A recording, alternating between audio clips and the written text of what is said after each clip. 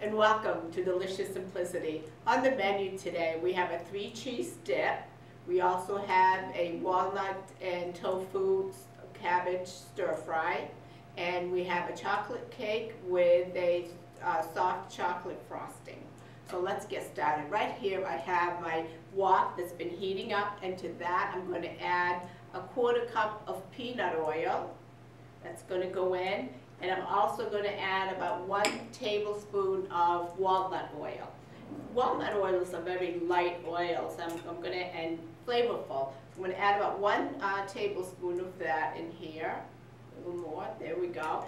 And then I'm going to make sure that that stays nice and hot. And I'm going to add my cabbage, which I'm going to, I have a red cabbage and a green cabbage here. I've already divided. I need half a head of each, and I'm going to slice it into like really thin strips, like so. So there's that. I already have some done. I wanted to show you a good way of doing it. So I can cut this in half. That was a little awkward cutting it in whole, but if you cut it in half like this, it makes it really easy. Like so. So you want to make nice thin strips, like so.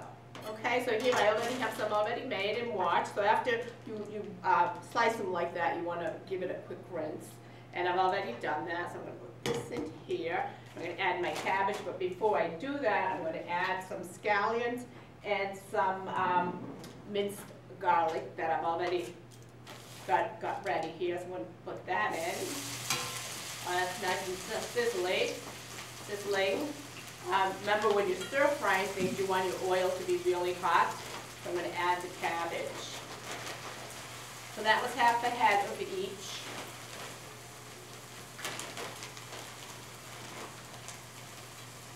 Let me do it this way.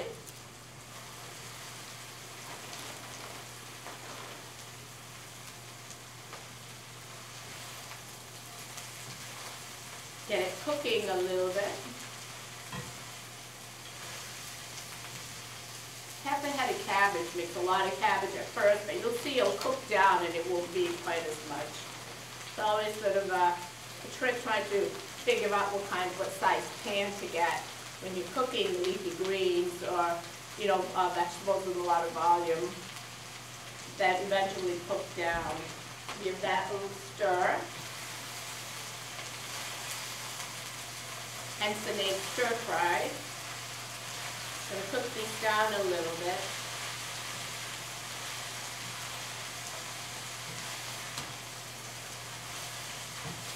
And these cook for about 5 minutes. And you really want to keep an eye on them.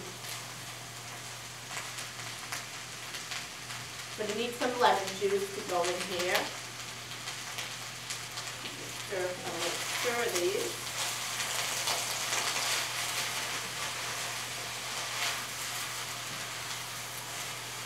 You can smell the garlic and the scallion. It's really giving it some flavor.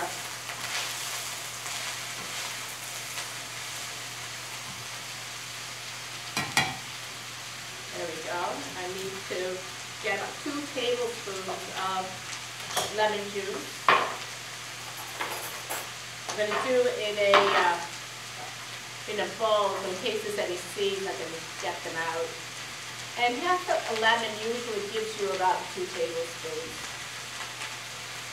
There we go. You add this to it. Make sure I don't get those seeds in it.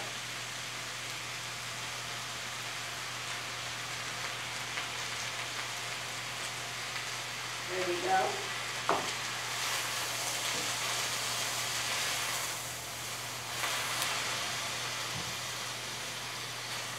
This makes a great vegetarian meal. It's a complete meal too. It's going to have some nuts and some tofu. Tofu is a great substitute for meat.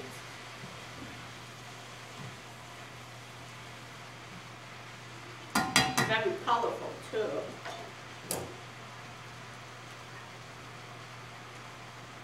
So I have some walnuts here that I'm going to chop. I'm going to wet my knife first.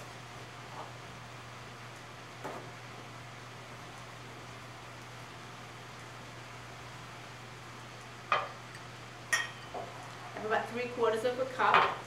I'm going to give them a quick rough chop. You don't want them fine. You want to, you want nice pieces in there, but you don't want big, huge pieces. So just a rough chop.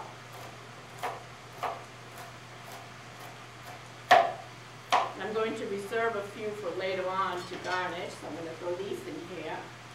Beautiful.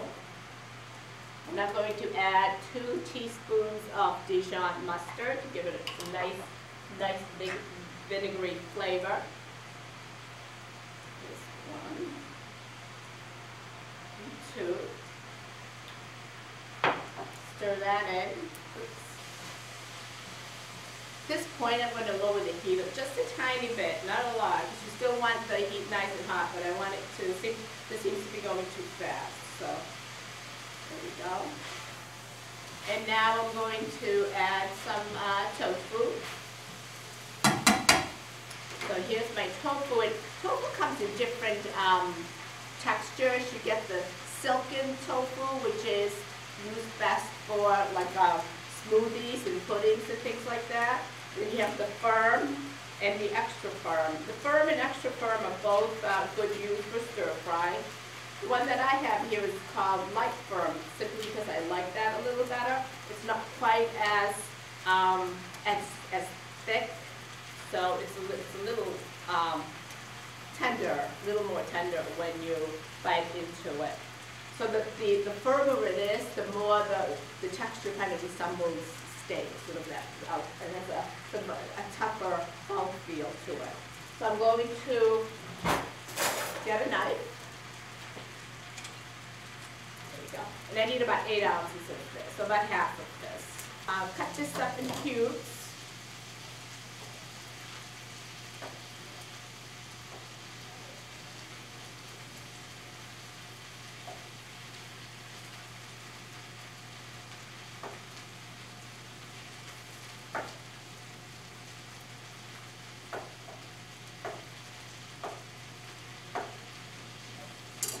And put those in. This is one of my favorite ways to eat cabbage. And it stores well too. You can actually freeze this.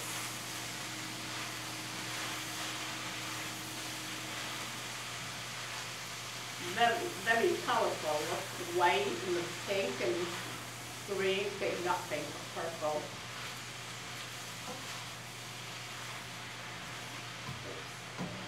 So we'll cook that for a little bit. Essentially, the tofu doesn't really need to be cooked. It just sort of needs to be heated through. So this is coming along nicely. It's almost done. So now I'm going to add a real generous amount of pepper, black pepper, and salt, because I'm going to flavor it really well. I've already measured about a teaspoon of salt and pepper, but may not use all of it. There we go.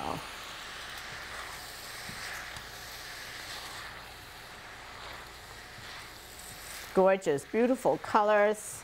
Tofu will really cook. It won't be mushy. It'll be nice and just right to the bite. There we go. So that's done. I'm gonna put it in my bowl here. Beautiful. I love this bowl. I like the shape of it. Sort of like Asian looking, and that's very appropriate for this particular dish.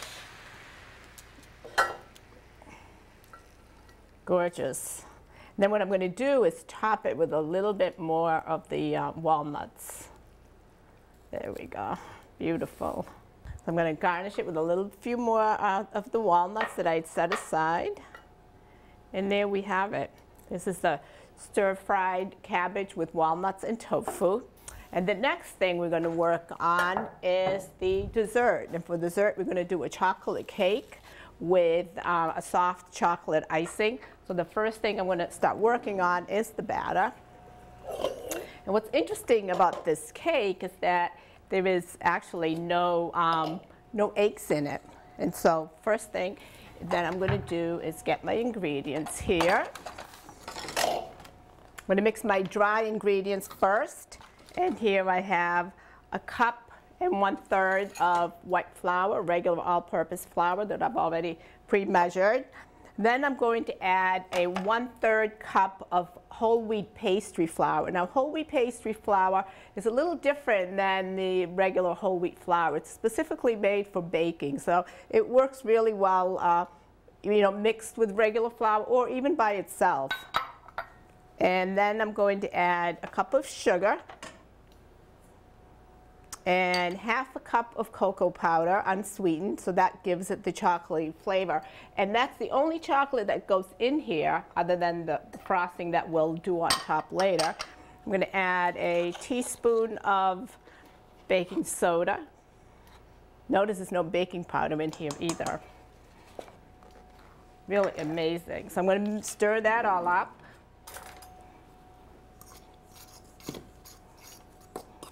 And then I'm going to put that aside and move this out of the way so I can work better. And I'm going to add 1 cup of buttermilk. I'm going to make sure that you shake it, just because buttermilk tends to settle in the bottom, so you want to shake it. So I'm going to do 1 cup of buttermilk in here.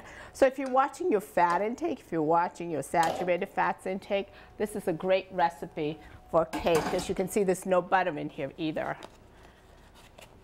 And then to this I'm going to add a 1/3 cup of canola oil. And I need a 1/3 cup measuring spoon, measuring cup here. Never around when you need one. Here it is. I'm going to do a 1/3 cup of that. And then I'm going to add 1 teaspoon of vanilla. Oh, brand new bottle, so you got to take the little cover off. I tell you, I think vanilla is probably the most used spice in the world. So I'm going to do 1 teaspoon of that. So I'm just going to, this is 1/2 teaspoon, I'm going to do 2 of these. There we go. And I'm going to give that a quick stir. This cake comes together really fast. Probably mix the whole thing in 5 minutes. So here I have my dry ingredients, and I need my beaters. And so what I'm going to do, you know, I don't want to beat this too long, because I'm going to add the liquid to the dry ingredients. And whenever you're mixing, if you're making a cake and you're mixing flour, you don't want to beat it for too long, usually, because what happens is that it actually toughens the cake. So I can say this. So I'm just going to beat it for about a minute, not even, so long as it all, you know, comes together.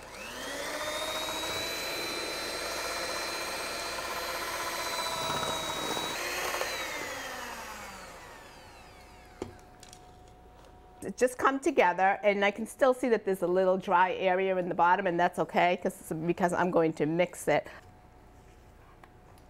So this batter is a little bit, you know, thick, but that's okay. That's how you want it to be. So then I'm going to put it in my prepared pan. And so you want to, you know, put a little bit of grease on the bottom, and then some flour on top.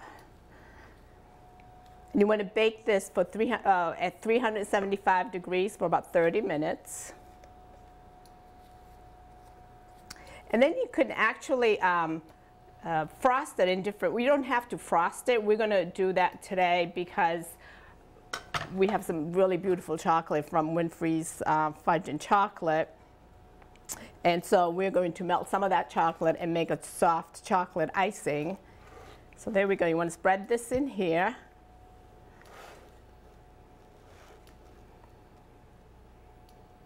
And if you don't want to do the frosting, you can do the, just sprinkle it with some powdered sugar. So I'm going to put this in the oven for 30 minutes at 375 degrees.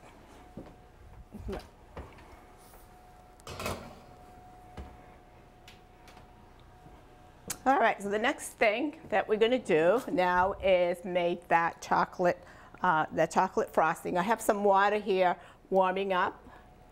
It's got a real slow boil to it.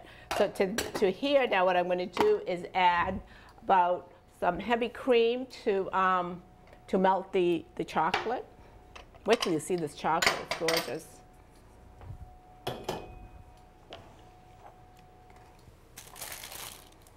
So this dessert will go really nice with the cabbage, with the stir-fried cabbage, because that was such beautiful looking colors. And of course we get those from Caloriso's farm stand, which is, they have some beautiful stuff there, and especially in their new location. It's wonderful. You can just, they have all sorts of different things. So I'm going to chop this up, but before that I'm going to put the cream in it to warm up. I find this the best way to melt chocolate. There's different ways to do it, but I find this the best way is to warm up your liquid and then add your chocolate to it. I'm going to chop this up so that it will melt faster. There's something about chocolate, it's all, no matter what you're doing with it. It's kind of a messy thing to work with, but it's a lot of fun. So I'm going to add this. I'm going to turn this off. I'm going to add this here.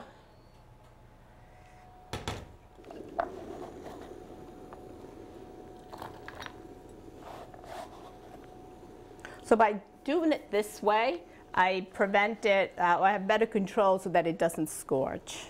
The chocolate doesn't scorch, which means that when it gets kind of like grainy looking, and it won't spread, it gets really thick. So I'm going to let it sit for a few minutes, and in the meantime, I'm going to make the 3 cheese dip. And for the 3 cheese dip, what I need obviously is 3 kinds of cheeses. I'm going to mix cottage cheese with some farmer's cheese and some of the cream cheese. I'm going to put that in a little bowl of a mixer. This is really simple too. So to this, I'm going to add 1 cup of cottage cheese.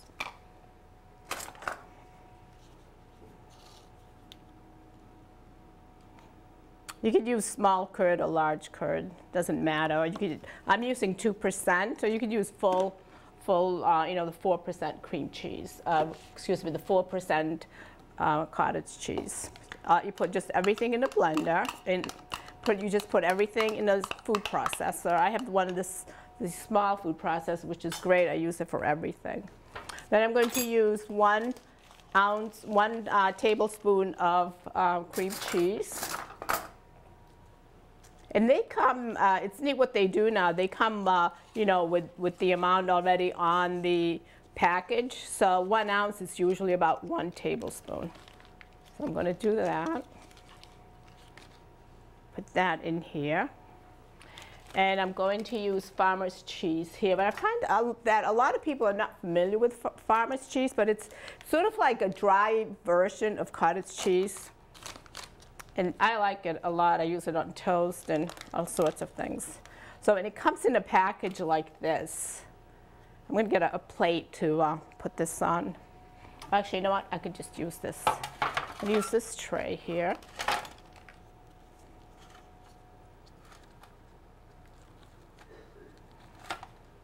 And I'm going to use about 1/4 cup. It doesn't have to be exact, but I think this seems like about right.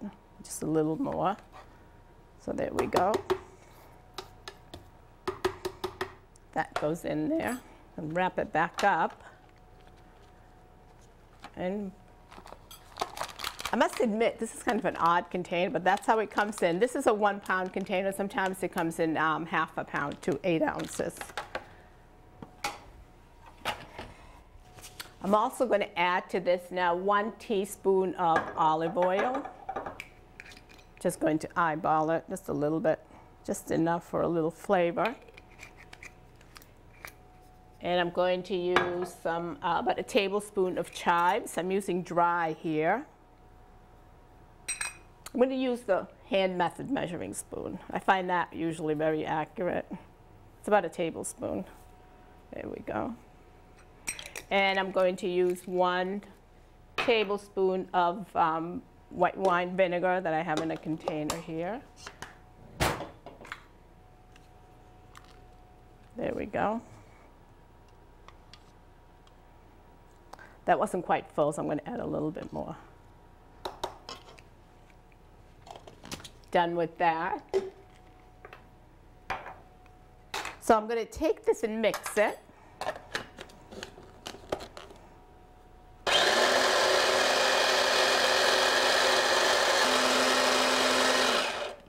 Then I'm going to add 2 tablespoons of sun-dried tomatoes in oil.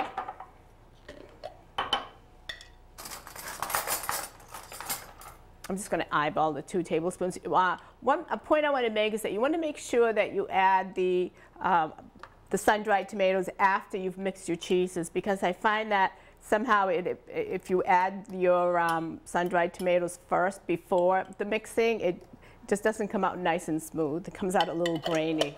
So I find that adding your sun-dried tomatoes after comes out much smoother. Oops, put this on. There we go.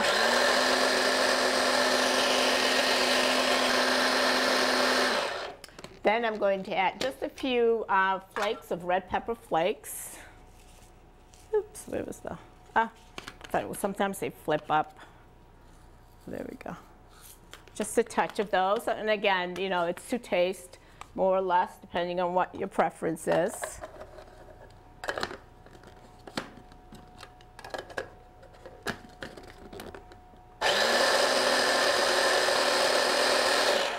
And this is done.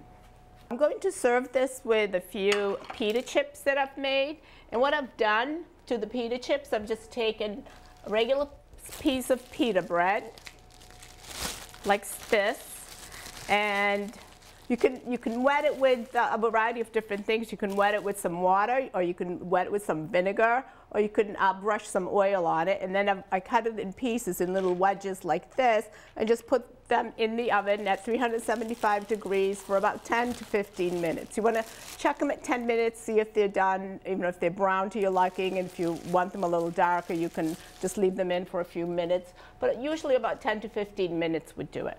So I made those. These I just dipped in water and then cut them in pieces. And I like to serve them with that. And here is the dip. Doesn't that look pretty? One other thing I'm going to do to this is sprinkle it with a little bit of paprika. This is a great way. You know, one other thing about cheeses is that it's a healthy food. It's a good food. It's a healthy food in that it's very natural, but it does have a lot of saturated fats. So if you're watching your fats and your calories, you know, cheese and cheese dips may not be the thing that you want to have a lot of. But this one, as you can see, it's rather low in fat and calories. So look at that. Isn't that beautiful? So now to this, I'm going to sprinkle it just with a little bit of paprika to give it some coloring. There we go. Oops.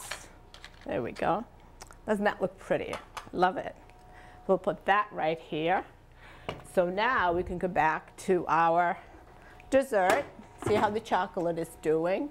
So notice I left it aside. Didn't have to worry about it burning.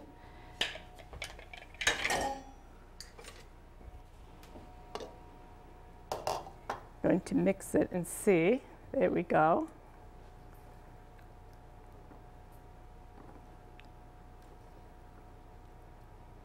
Looks like it's coming together nicely. And you don't want this very thin. You want it rather thick because we're going to use it as a frosting. And typically when you're melting chocolate, my rule of thumb is 1 tablespoon of liquid to 2 ounces of chocolate, the minimum. This here, what I've done is I've added a little bit more than, you know, that 1 to 2 ratio. So here I have about 10 ounces of chocolates and 4 tablespoons of liquid. So that was the 4 tablespoons of heavy cream. And you can use a variety of liquids to melt your chocolate. depending on how rich you want it. I think for this frosting, I really did want the richness of the heavy cream. All right, so here we go. I think this is perfect. Really nice and thick for frosting. So now we are going to do just that, frost the cake. So so we have a cake already made here. So this is very similar to the cake that we just mixed. So I'm going to turn it upside down. There we go. And then I'm just going to frost this, and I'm going to garnish it with some nice strawberries. Again, that we picked up at Caloriso's farm stand. I can't wait for the spring because they have this beautiful garden center that I think they'll probably carry everything you ever need. And we got a spreader for this. I think I had one here. Well, there we go. Oh, look at that.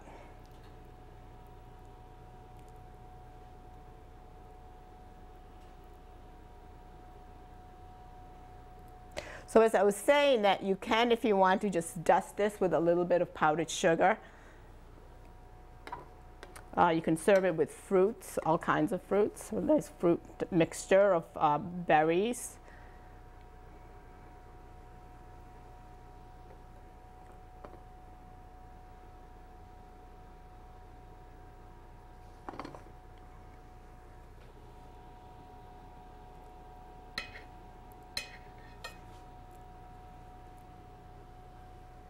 I'm going to go light on the side. I don't want to have too much chocolate on it because it is already chocolatey, but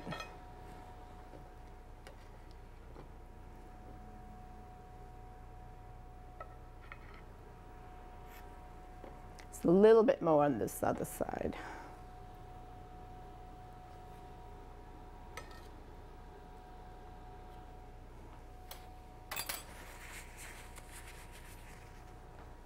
Isn't this gorgeous? I'm going to get my strawberries here and just put a few strawberries on the side.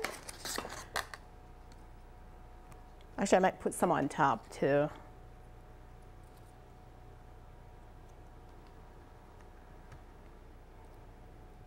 There we go. I think that looked pretty.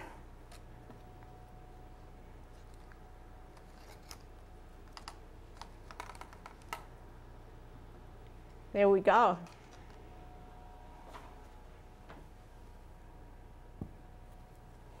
So here we have it, another delicious meal that comes together in just minutes. Today we have made a stir-fried cabbage with walnuts and tofu. We've made a beautiful light dip of 3 kinds of cheeses and sun-dried tomatoes served with homemade pita chips. And then we made a delicious chocolate cake that comes together quickly, and there's no eggs in it and no butter, so it's really good if you're watching that cholesterol or that fat intake. So here we have it all, and these recipes can be found in my book, Delicious Simplicity, and some of the ingredients that we've used today, especially the produce, has come from Caloriso's farm stand, and the chocolate has come from Winfrey's Fudge and Chocolate. We want to thank them both for supporting us, and I want to thank you very much for watching our show. Thank you very much. Bye-bye.